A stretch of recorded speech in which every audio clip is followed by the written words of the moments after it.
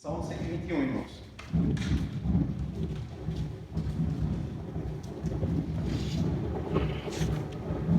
Vamos fazer essa leitura de maneira uníssona, irmãos. É um salmo pequeno. Vamos fazer essa leitura em conjunto. Eleva os olhos para os montes, de onde me virá o socorro. O meu socorro vem do Senhor, que fez o céu e a terra.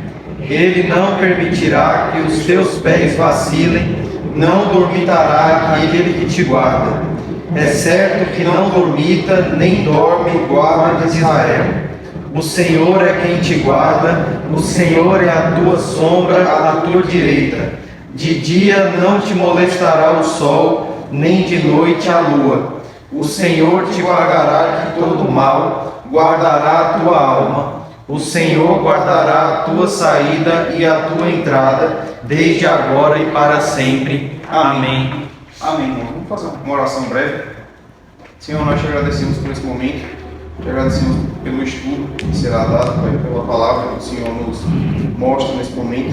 E peço, Pai, que apesar das minhas limitações, o Senhor me conduzca a falar em conformidade com aquilo que está escrito. Assim te oramos em nome de Jesus. Amém. Amém. Irmãos, como o nosso irmão missionário Eduardo já introduziu na semana passada, os salmos romanos eram os salmos que eram cantados pelo povo de Deus durante as peregrinações, né? Deus ele requeria que o seu povo fosse prestar culto em Jerusalém, né, na cidade santa, naquela época, né, de maneira periódica, né, e muitos judeus eles se encontravam espalhados, né, não estavam na cidade de Jerusalém, né, eles estavam ali nos arredores, e eles precisavam fazer essa peregrinação algumas vezes. E nessa peregrinação, irmãos, eles enfrentavam alguns perigos, eles enfrentavam algumas ansiedades pertinentes do caminho, né?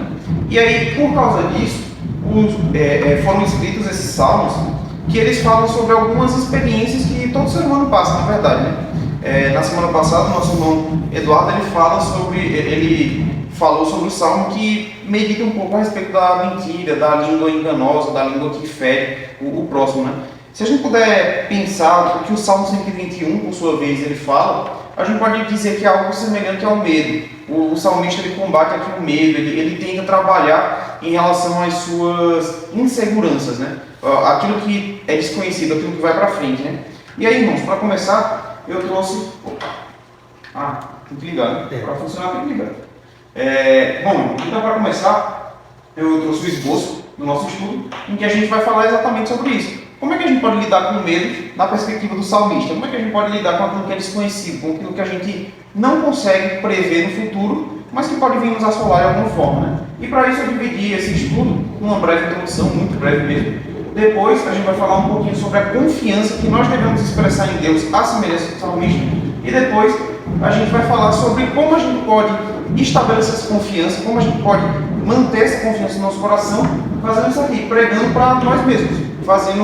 Olhando para nós e falando o seguinte: olha, Deus promete isso, Deus promete isso, Deus promete isso, então não precisa ter medo de qualquer outra situação. E aí, irmãos, para começar, eu trouxe aí uma citação bem breve de uma literatura infanto-juvenil, que é muito conhecida, O Senhor dos Anéis. Os irmãos podem nunca ter visto, mas provavelmente já ouviram falar desse filme. É um filme. O livro ele foi escrito por um erudito inglês. Ele era católico, esse rapaz, né? E ele escreve toda essa fantasia do Senhor dos Anéis baseada exatamente na perspectiva cristã. Ele faz o Senhor dos Anéis como se fosse uma metáfora de muitas batalhas que o cristão ele enfrenta, né? Esse filme, mais ou menos, o livro, mais ou menos, ele vai falar sobre um anel, que esse anel confere uma série de poderes, mas ao mesmo tempo esse anel ele ativa tudo aquilo que é mal no coração do homem. Então você vê que à medida que esses homens, essas criaturas se deparam com esse anel, eles vão começando a se corromper, eles vão começando a ter uma ambição muito forte por aquele objeto, e aí eles começam a manifestar algumas características ruins, né? E aí é interessante que em determinado momento um grupo de criaturas eles decidem entre si que a melhor forma de lidar com aquela situação era destruir esse anel. E esse anel ele precisaria ser destruído em uma montanha muito específica, um lugar muito longe, que tinha uma certa magia nesse lugar. Eles precisavam pegar esse anel e jogar nas lavas daquele local, né? E para isso, né, eles designam uma criatura, a mais inocente dessas criaturas, que é chamada de Hobbit, e essa criatura ela precisa fazer essa peregrinação, ela precisa sair de onde ela estava com esse anel, portando esse objeto, com vários perigos iminentes, porque todo mundo desejava aquele anel. Então imagina, vinha rei, vinha monstro atrás dele querendo pegar esse anel, mas ele tinha que se manter forte e fazer essa peregrinação até chegar nessa outra montanha e destruir esse anel. E é interessante que antes dele sair, antes dele fazer essa peregrinação, o seu tio, que é chamado Bilbo, ele vai falar o seguinte: olha, é perigoso sair porta fora, Frodo. Frodo é o outro Hobbit, a outra criatura que vai destruir esse anel. É perigoso sair porta fora, Frodo. Você pisa na estrada e se você não controlar os seus pés, não há como saber até onde você pode ser levado. Então percebe, irmãos, que isso aqui, muito pertinentemente, o autor desse livro, ele vai fazer essa metáfora que se aplica muito bem à nossa vida. De fato, se nós nos colocarmos no lugar de Frodo, se nós nos colocarmos no lugar desse personagem, a gente vai perceber que, de fato, quando a gente decide viver a caminhada cristã, quando a gente coloca o pé na estrada, a gente, de fato, não sabe para onde é que a gente pode ser levado. A gente está, numa perspectiva humana, a gente está à nossa deriva. Por quê? Porque a gente recebe investidas externas, ou seja, pessoas e situações e a própria natureza que vem contra nós por causa da consequência do pecado, mas nós também nos enfrentamos o nosso inimigo interno, a nossa própria carne se levanta contra nós. Então a gente tem que estar atento com essas duas coisas. E essas duas coisas, elas produzem naturalmente medo, elas produzem naturalmente insegurança. E se a gente for tentar pensar que o salmista estava colocando, é uma situação muito parecida.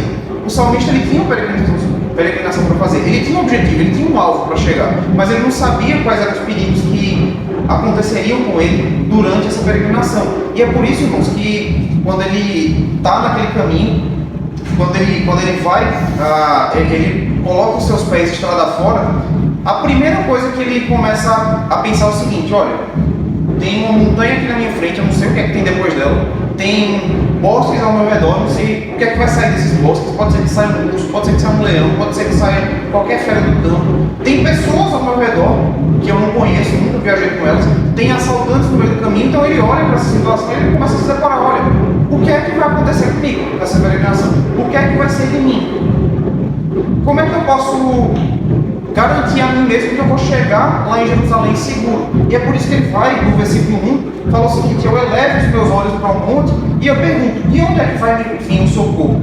De onde me virá o socorro? Irmãos, pra gente, se a gente for... Vou fazer uma comparação muito grosseira aqui, né? Recentemente eu precisei viajar a trabalho e nessa viagem eu precisei fazer um deslocamento de avião, né? E para fazer o deslocamento de avião, naturalmente eu tive que ir para Recife. Recife é um lugar que eu não tenho muito costume de ir, é aquele lugar que eu vou muito esporadicamente, né? E aí, nessa viagem, antes de ir para o aeroporto, eu precisei passar pela rodoviária. Eu fui de ônibus de Belo Jardim para Recife. Quando eu cheguei lá na rodoviária de Recife, os irmãos já estiveram lá, já estiveram nessa rodoviária de Recife, acho que é a irmã de onde, acho que sim. É um local extremamente perigoso, é um local muito perigoso. É um local que dorme muitos moradores de rua naquele redor. É um local que você está aberto toda hora. Eu cheguei perto da madrugada, então qual era a minha atitude naquele local? Eu cheio de bagagem, eu estava segurando minha bagagem assim, olhando de um lado para o outro, toda hora eu ficava olhando assim. E isso é natural, por quê? Porque eu estou num lugar desconhecido, com perigos que podem me cercar. É mais ou menos a mesma situação, claro, uma situação muito menor na nossa situação, né? Mas é mais ou menos o que o salmista estava passando. É esse medo do desconhecido, essa situação de que você não sabe o que está ao seu redor.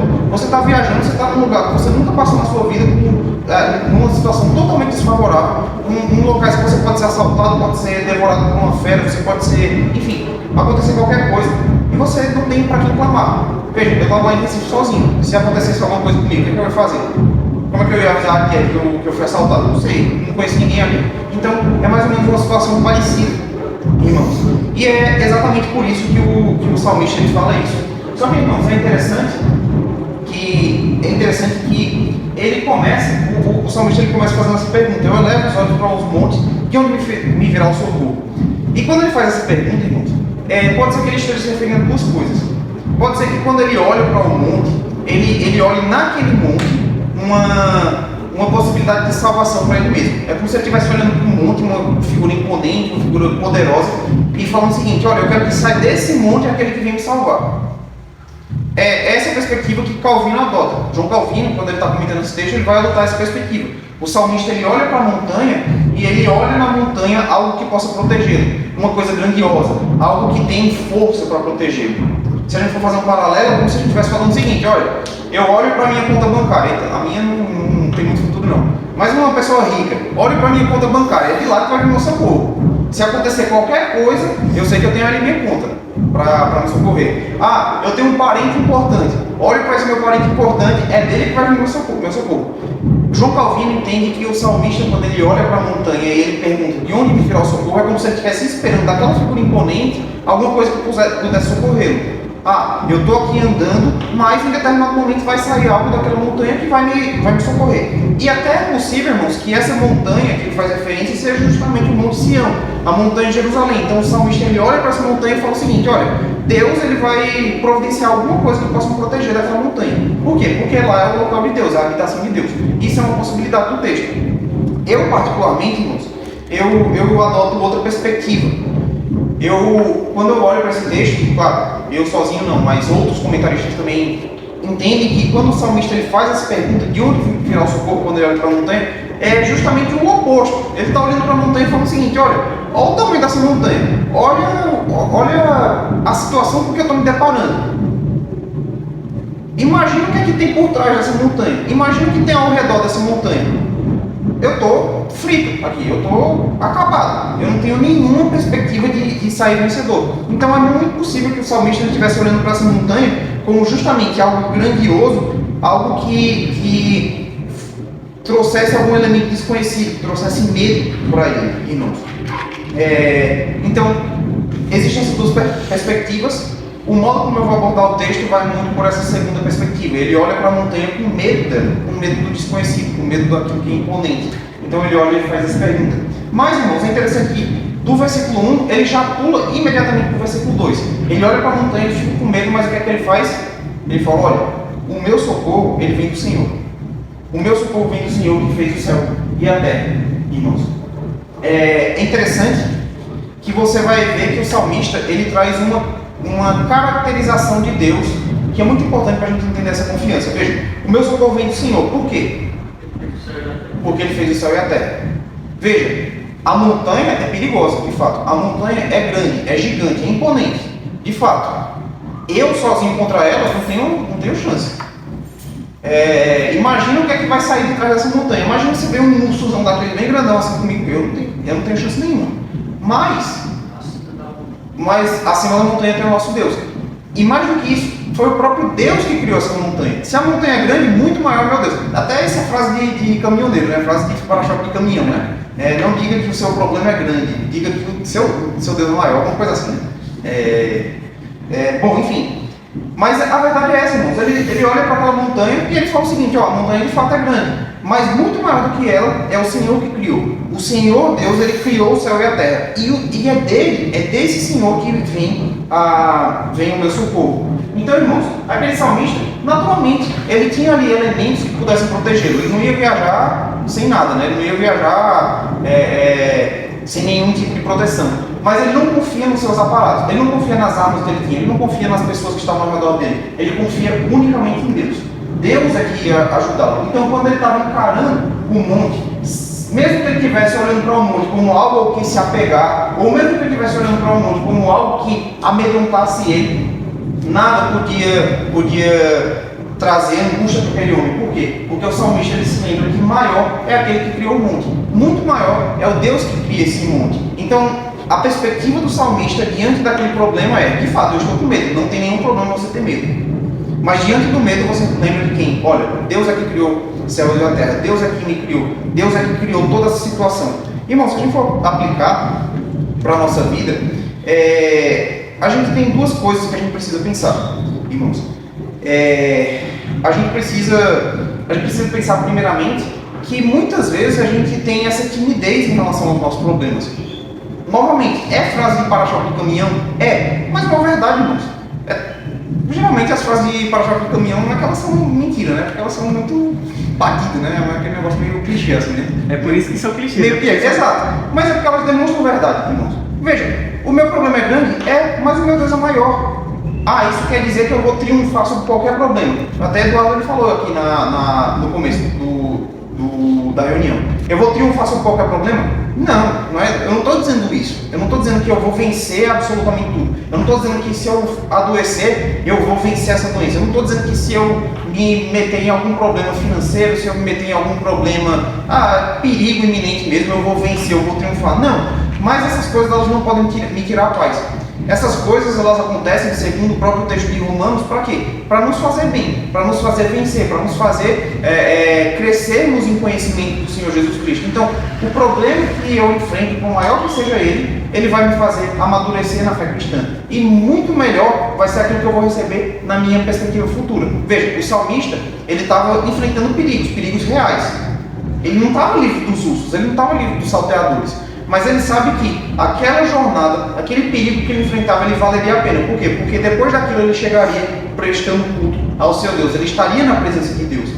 Deus, ele mostraria coisas muito maiores para ele. Então, irmãos, quando a gente se depara com um problema, a gente precisa pensar, olha, maior é meu Deus.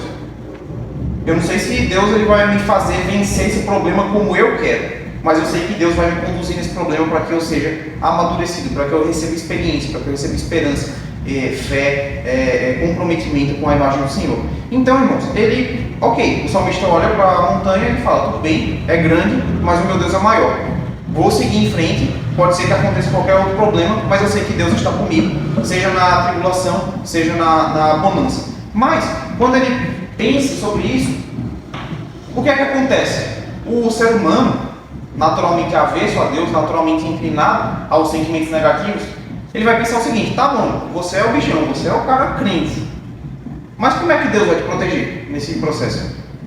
Parece que é exatamente essa pergunta que o salmista faz para si mesmo. Quando ele olha, ele fala, de fato, Deus ele vai me ajudar, Deus ele vai cuidar de mim, o meu socorro vai vir dele. Mas aí ele começa a pensar, mas como é que vai vir esse socorro? E é interessante, irmãos, que a partir do versículo 3, ele muda um pouquinho a perspectiva do Salmo. Ele começa a trazer promessas de como Deus ele pode ajudá-lo efetivamente. Em outras palavras, o salmista começa a pregar a si mesmo. Ele começa a olhar para aquela situação e ele começa a falar para si mesmo tudo aquilo que Deus ele faz pelo seu povo. Ele faz não somente por aquele salmista, mas por todo o povo de Israel. Augusto Nicodemos ele vai olhar para essa passagem e ele vai falar o seguinte, olha, isso, irmãos, que ele começa a fazer, essas verdades que ele começa a trazer, não é uma mera recitação de um mantra e tampouco um pensamento positivo, não, porque nós sabemos que há pessoas que têm essa prática que, quando estão numa situação difícil, começam a rezar o Pai Nosso, como se a repetição de determinadas verdades bíblicas em si pudesse ajudar-lhe ou tirar daquela dificuldade. Então o salmista, ele olha para si mesmo e ele começa a pregar para si mesmo, não nessa perspectiva. Até existem algumas vertentes da teologia que elas falam sobre, eu esqueci, tem um termo específico para essa teologia, mas basicamente assim, você decreta algo e isso começa a acontecer. Confissão positiva? Confissão positiva, exatamente. Existe essa vertente da teologia que é muito utilizada pelos neopentecostais, que ele fala o seguinte, se você falar assim, eu determino que isso vai acontecer, então isso vai acontecer. Por quê? Porque Deus ele te dá o poder, porque você é mais que vencedor em Cristo. Veja, não é isso que o salmista está falando. Ele não está dizendo em nenhum momento que aquilo que ele vai decretar, ele vai receber. Ou, como Augusto Nicodemos está falando, ele não está dizendo assim, se eu começar a falar coisas boas, então eu vou atrair coisas boas. Tem muito isso, né, ultimamente, né? Fale coisas boas, as palavras têm poder. Louvores em casa. Exato. Fale palavras boas, fale palavras positivas, que isso vai atrair positividade. Fique dizendo aí no meio do caminho, não vou ser assaltado, não vou ser, enfim, pego de surpresa com ninguém. Fique falando isso porque uma hora você vai chegar e não vai ter acontecido nada. Não é isso que o salmista fala. Não é exatamente essa a perspectiva. Tem muitas pessoas que fazem isso de fato. E nós não podemos cair nesse erro de achar que se a gente ficar repetindo alguma verdade, isso vai nos ajudar. Não. O salmista ele repete verdades, mas ele medita nessas verdades. Ele repete as verdades para que ele se tranquilize. Ele não fala simplesmente, vou orar o Pai Nosso e Deus ele vai me dar o pão. Não, ele fala o seguinte, olha, vou orar aqui o Pai Nosso, colocando nessa mesma situação. Vou aqui orar o Pai Nosso para quê? Para eu lembrar que Deus me dá o pão. para eu lembrar que Deus ele não me deixa faltar nada. Eu vou orar o Pai Nosso aqui para me lembrar que o nome de Deus ele é santificado em qualquer situação que eu passe. Eu vou orar o Pai Nosso para lembrar que Deus, ele, se eu pedir a Ele me livra do mal. Mesmo que não seja de acordo com aquilo que eu penso que é o melhor, mas de acordo com aquilo que ele pensa que é melhor. Então o salmista ele começa a pregar para si mesmo, ele não começa a repetir palavras vãs, ele não começa a repetir frases bonitinhas, frases de Instagram. Não, ele começa a pregar para si mesmo para quê? Para que o seu coração seja confortado. Irmão, de nada adianta a gente simplesmente repetir a mensagem, de nada adianta a gente começar a falar assim, não, vai dar tudo certo, a gente ser aquele fatalista positivo, né? Vai dar tudo certo no final. Não, a gente precisa lembrar das verdades bíblicas no sentido de fazer com que elas nos confortem, de fazer com que nós não determinemos nada, mas nós lembremos que Deus sim, Deus ele determina coisas para o nosso bem. É isso que o salmista faz, você pode dizer. Tem igrejas assim que até ensinam, né, as pessoas quando passam por um momento de dificuldade, de medo, dizer coisa do tipo, o sangue de Jesus tem poder, né? Está repreendido em nome de Jesus. Exato. Isso aí não vai livrar do perigo, né? Assim, só porque você falou o sangue de Jesus tem poder. Até porque o sangue de Jesus ele perdoa pecados, né? Exatamente. Irmãos, imagina só se esse pessoal ele tivesse razão no que eles estavam dizendo. Os crentes iam dominar o mundo. Os crentes iam dominar tudo aqui. A gente não ia ter nenhum problema. Por quê? Porque se a gente determina, tá tudo certo. Mas a gente não crê dessa forma. A gente crê que Deus ele manifesta verdades para o seu povo, para o seu conforto, para a sua edificação. E essas verdades a gente precisa meditar nelas para que a gente cresça mediante as situações. Diante das dificuldades da vida, a gente precisa meditar nessas verdades não para que a gente ache que por acaso a gente vai ser livre delas, não, mas para que a gente cresça, para que a gente amadureça nesse processo. E aí, Vitor, isso às vezes faz a pessoa negar até a própria realidade, né? Tem um filme, um gospel, bastante famoso, né? Que é aquele Quarto de Guerra, eu acho. Sim. Uma senhorinha, ela vai ser assaltada, né? Ela começa a falar algumas coisas ali, e aí o ladrão ele se rende ali e tal. Bom, e aí é exatamente essa ideia que está ensinando o filme, né? Como se você fosse falar alguma coisa ali, se fosse mudar a realidade, o cara vai se converter ali instantaneamente. Se a gente cair nessa, pode até morrer com uma besteira dessa, né? Exatamente. Veja, se a gente adotar a confissão positiva, a gente vai começar a ser negligente, inclusive. A gente vai começar a tentar Deus. Se a gente começar a adotar a confissão positiva, dizer eu determino as coisas, não vai acontecer nada de mal porque eu sou crente, a gente vai começar a ser negligente com as coisas. A gente vai começar a orar menos, a gente vai começar a tentar a Deus, se preparar menos para as situações. Eu vou pensar aqui, o cara vai para a guerra, assim, vou sem arma. Vou aqui na esperança de que Deus vai me livrar. Pode falar disso. Não coincidentemente, mas eu estava pensando sobre isso, sobre que algumas igrejas atraem muita gente por essa promessa. Sim. Estava assistindo algumas pregações e era mais motivacionais. Eu, se fosse enxugar esse primeiro ali, e sair um pouco. Entendeu? Descia um pouquinho de Deus ali só para dizer, não, a gente falando. Entendeu? E isso é um problema muito sério, porque é como você está dizendo aí, eu determino, e determino não é você. É Deus. Entendeu? Verdade. Às vezes tem uma história, e a gente falou de Bruno aí no filme aí, agora tem uma história que diz que, não lembro muito bem, mas um servo foi preso e que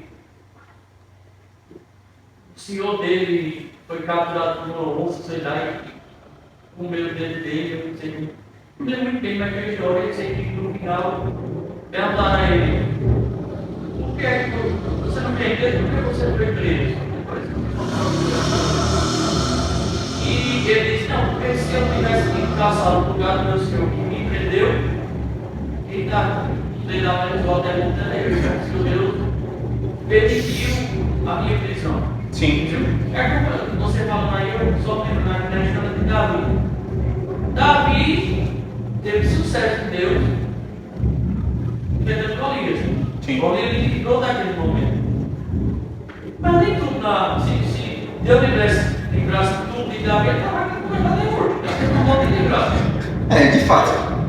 Então, muitas coisas não livra, mas muitas coisas ele permite que a gente passe. Exatamente. Porque a gente não abandona, né? A gente tem que permitir. Exato. E é até interessante esse aspecto que Alice colocou, porque assim, por que Deus ele determina, assim, Deus ele organiza a sua religião de forma que algumas pessoas precisam peregrinar para Jerusalém? Justamente para que elas aprendam com as dificuldades da vida. Porque a gente precisa da peregrinação. Não é à toa que os autores do Novo Testamento e até alguns cristãos mais antigos, eles vão comparar a vida cristã com uma peregrinação, com uma caminhada. Eles vão dizer, nós somos peregrinos, nós somos estrangeiros em terra alheia, nós vamos passar por dificuldades mesmo. Por quê? Porque Deus quer que a gente passe por essas dificuldades para que a gente comece a confiar nele mais. Eclesiastes 4, né, fala ali sobre o companheirismo, né, sobre ter outro ali para esquentar, para livrar do perigo, né, de salteadores e tal,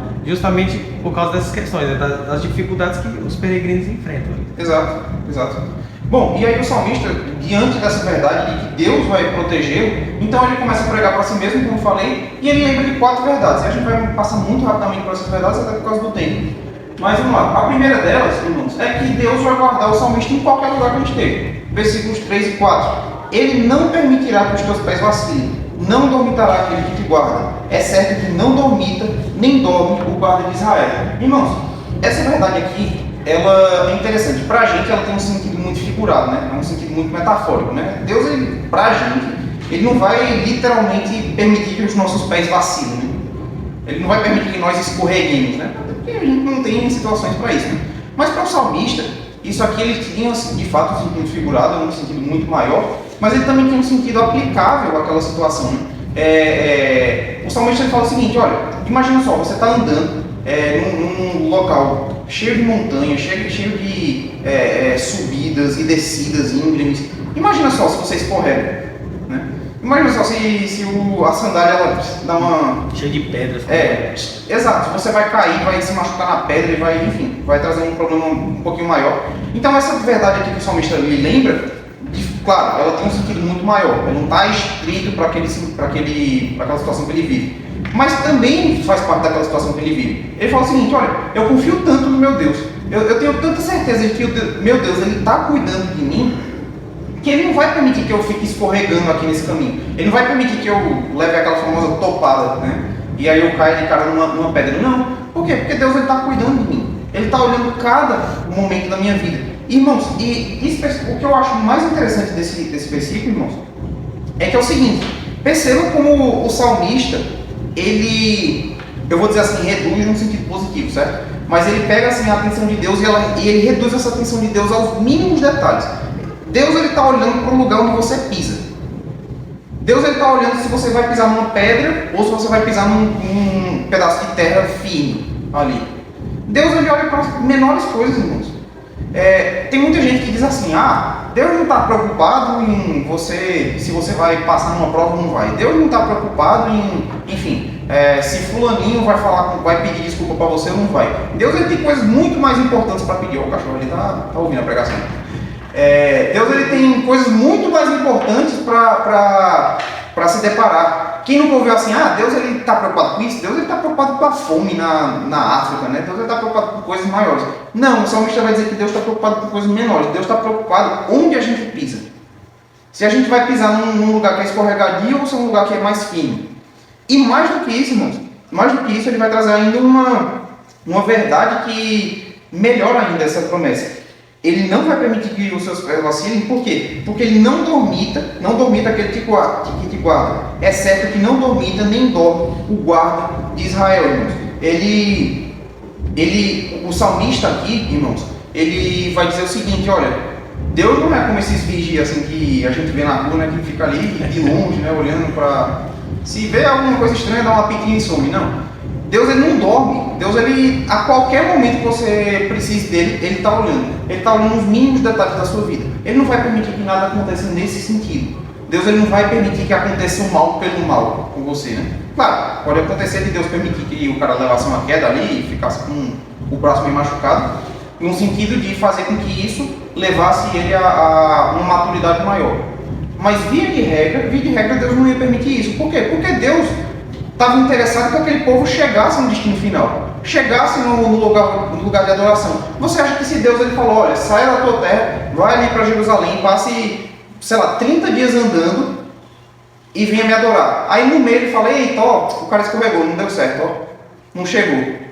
Deus não dorme, irmãos. Deus ele não é pego de surpresa. Por isso que o salmista ele vai dizer. E ainda ele vai trazer uma verdade que eu acho muito magnífica, que já liga com o segundo ponto.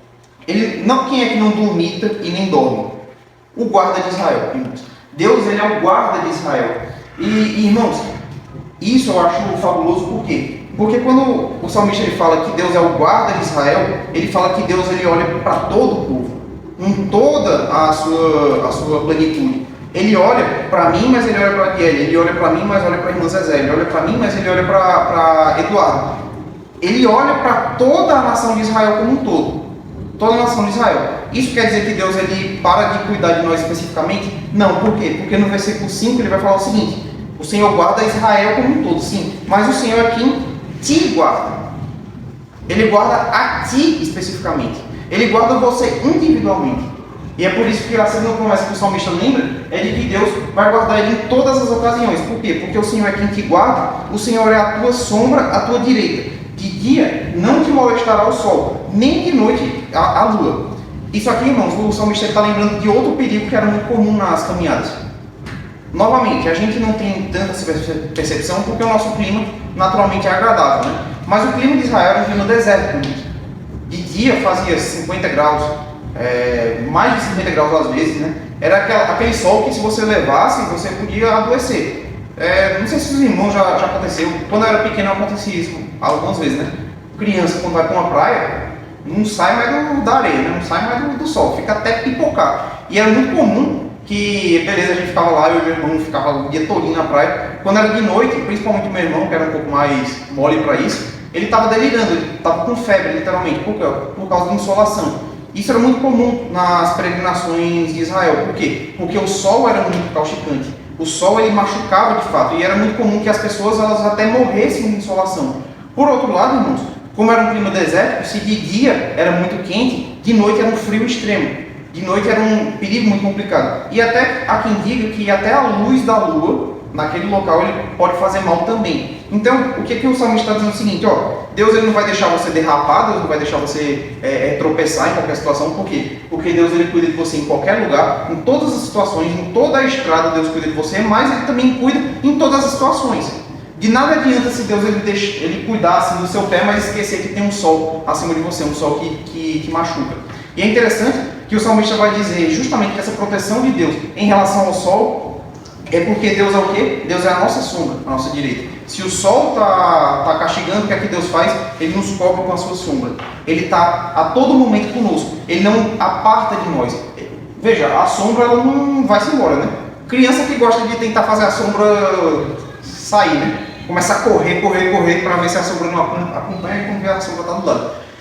Deus é exatamente isso. Deus ele não deixa a gente de lado. E mais do que isso, se o sol está nos castigando, Deus ele vem como a nossa sombra. Deus ele cobre a gente. Ele não permite que também nessas peregrinações nós adoeçamos de maneira fatal. Novamente, pode ser que a gente adoeça? Pode. Se Deus achar que assim é melhor para que a gente aprenda uma lição. Mas via de regra, Deus não vai fazer isso. Por quê? Porque Deus está interessado que a gente chegue aonde? No final. Que a gente chegue ali no momento de adoração, na casa de adoração de Deus. Vitor, pode dizer. Pegando o que tu acabou de falar sobre o salmista traz para a realidade dele, literalmente, né? Não escorregar ali no caminho e tal. E é isso aí que tu acabou de falar sobre Deus ser a sombra e aquecer no frio. Ele também fez isso literalmente, né? Na peregrinação no deserto do Sinai, né? Ele foi a sombra, né? Durante o dia e aquela coluna de fogo para aquecer, para manter o povo vivo durante a noite. Exatamente, veja, a promessa do salmista, e muito provavelmente... Ele está pensando nisso, né? Muito provavelmente o salmista estava pensando exatamente nisso, né? Deus ele não vai deixar que o sol nos queime, por quê? Porque ele é a nossa sombra, como ele fez com Israel na peregrinação para a Terra Prometida. Deus ele não vai deixar que a lua nos faça mal, a noite nos faça mal, por quê? Porque ele é a coluna de fogo que nos aquece, como ele fez também no deserto. E isso nunca mudou. Deus é eterno, Deus não muda. Se Deus ele fez isso no Antigo Testamento, ele vai fazer com a gente no Novo Testamento. Não de maneira literal, porque ele não precisa, mas em situações semelhantes. A terceira promessa que o salmista lembra é que Deus ele vai nos guardar de qualquer perigo. Isso também passa, as 4 promessas elas estão interligadas, né? Elas se tocam um pouquinho. Mas no versículo 7 ele é um pouco mais específico sobre isso. Ele vai falar o seguinte, olha, o Senhor te guardará de todo o mal. Ele vai guardar a tua alma. Irmãos, preste atenção nesse versículo. Deus ele vai guardar nós de todo o mal, na verdade. Deus ele vai cuidar de todo o mal. Mas qual é o objetivo final de Deus? Guardar a nossa alma. Ele vai falar o seguinte, olha, Deus vai te guardar de todo o mal, mas excepcionalmente, mas de maneira especial, especialmente, aqueles que fazem mal à tua alma.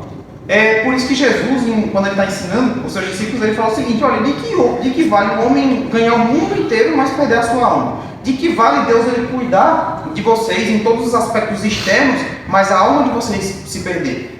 Não. Então o que é que Deus vai fazer? Ele vai guardar vocês para quê? Para que a alma de vocês, essa sim, ela seja preservada. Muitas vezes pode ser que a gente se machuque na peregrinação. Pode ser que a gente até venha a óbito na peregrinação.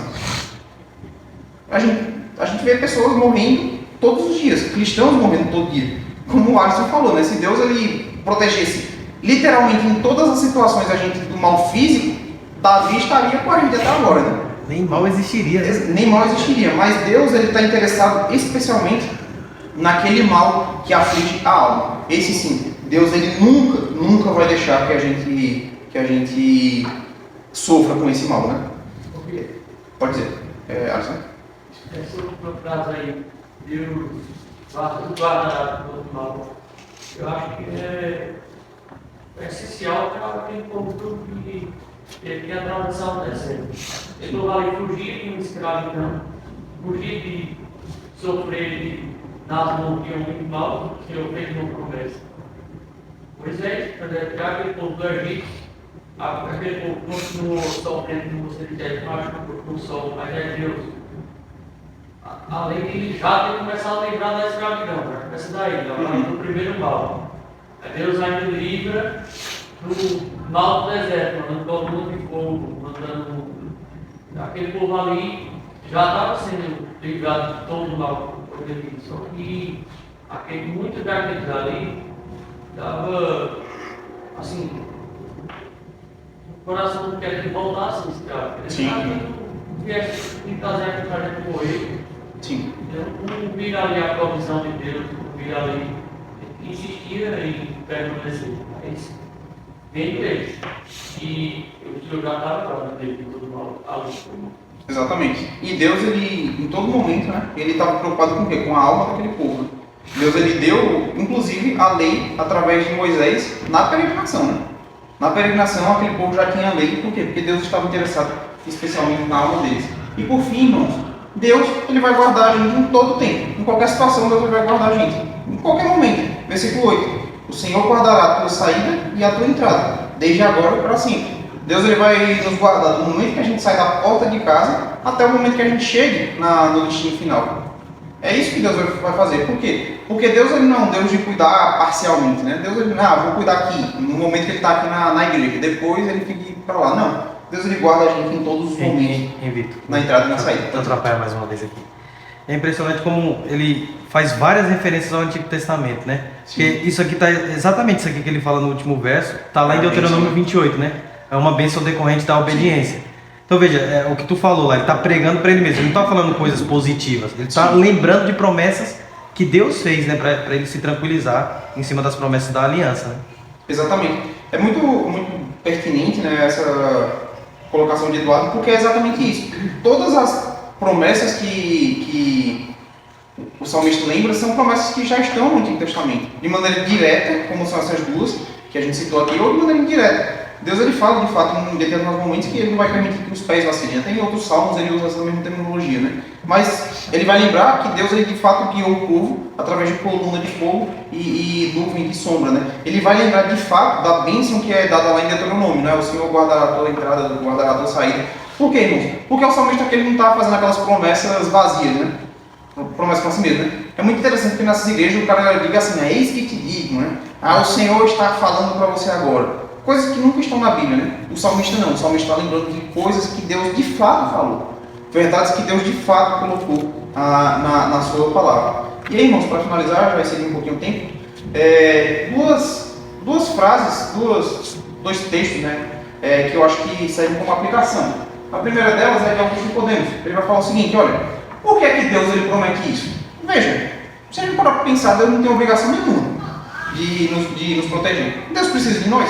Não precisa. Não precisa. Mas por que que Deus promete isso? Ele não tem obrigação de proteger. A chave para nós entendermos isso é o quê? É que no versículo 4, o salmista fala que Deus é o quê? É o guarda de Israel. Essa expressão aqui leva a doutrina da aliança, né? Israel era o povo da aliança. Israel era o povo que Deus escolheu livremente, de maneira graciosa, para proteger e fazer com que o nome dele fosse glorificado naquele povo.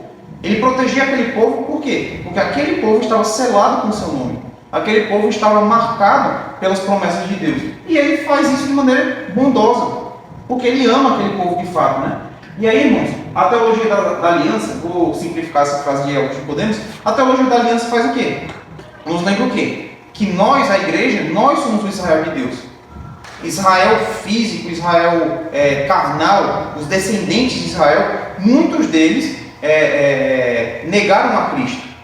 Mas aí o que é que Romanos vai falar na sua palavra? Deus ele tira essa promessa daquele povo e coloca para quem? Para a igreja. Ele enxerta a igreja nessa videira que é Israel.